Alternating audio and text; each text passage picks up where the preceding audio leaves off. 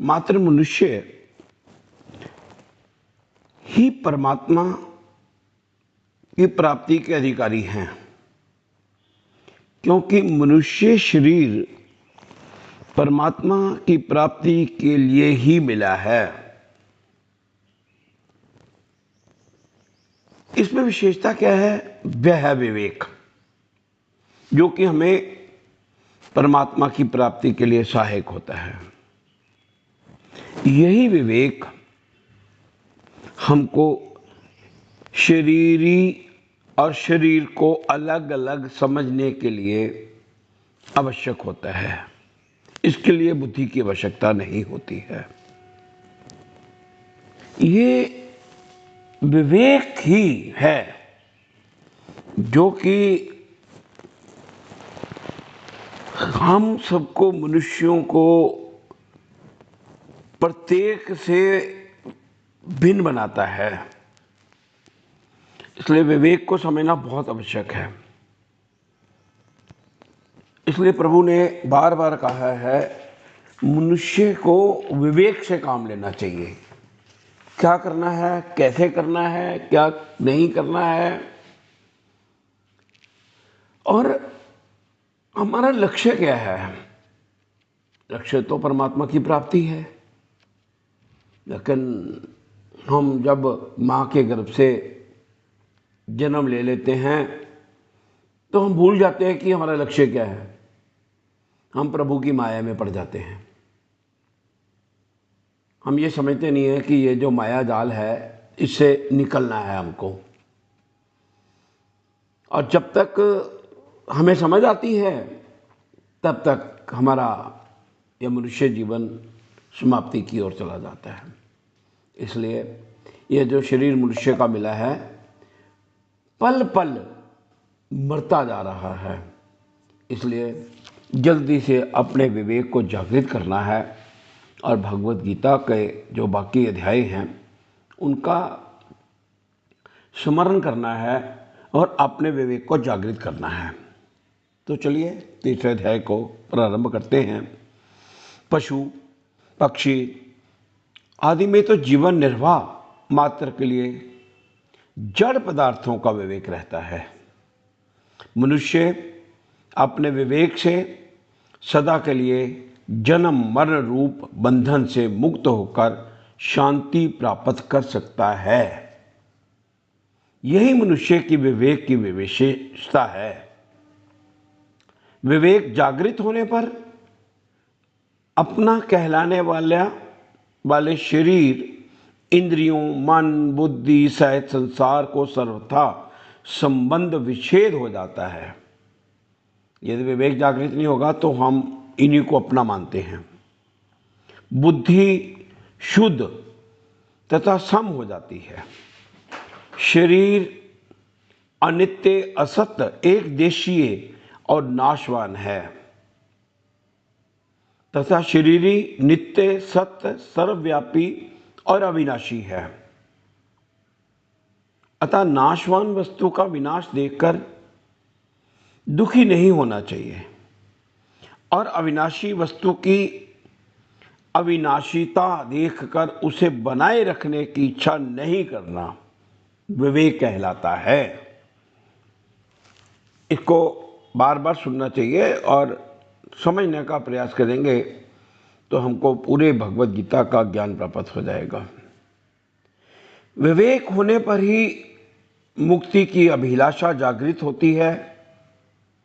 विवेक से ही केवल और केवल मनुष्य परमात्मा प्राप्ति कर सकता है। मनुष्य का जब अपने कल्याण तथा परमात्मा की प्राप्ति का ही निश्चित हो जाता है, तब उसे अनुकूलता और प्रतिकूलता बाधा नहीं पहुंचाती और इस प्रकार बिना कुछ किए ही उसकी बुद्धि अपने आप ही सम होने लगती है। इसे हम निश्चयात्मक बुद्धि कहते हैं। निश्चयात्मक बुद्धि होने से भोग और संग्रह की आसक्ति ही बाधक बनती है। यही कर्म योगी है। और यदि आपके ध्यान में है कि जिस चीज की आदत पड़ जाती है ना आदमी को, जिसकी आदत पड़ गई सुबह जल्दी उठना है, सूर्य उगने से पहले उठना है, रात्रि जल्दी सोना है, सात्विक भोजन करना है, तो आदत बदलती नहीं है, स्वभाव बदलता नहीं है। इसलिए एक बार आदत डालिए। मनुष्य के अंदर सबसे बड़ी कमजोरी है कि वह जो भी कोई बात रखता है किसी के भी समक्ष, तो वह अपनी बात पर ही समर्थन चाहता है। मनुष्य को जैसा भी उत्तर मिले, चाहे वह सर्वथा ही प्रतिकूल हो, उसका पालन करना तो शूरवीरता है, शेष सब कमजोरी या कार्यता है। मनुष्य की इस प्रतिकूलता को सहन ना कर पाने के कारण वह अच्छाई का एक चोला पहन लेता है। भलाई के वेश में बुराई आती है। जो बुराई भलाई के वेश में आती है, इसको समझना चाहिए, जो बुराई भलाई के वेश में आती है उसका त्याग करना बहुत ही कठिन होता है। फिर मनुष्य को ये नहीं समझ आता कि मुझे कौन सा कर्म करना चाहिए और कौन सा कर्म नहीं करना चाहिए। संसार में दो तरह के पुरुष हैं, वे हैं नाशवान संसार क्षर और अविनाशी स्वरूप अक्षर।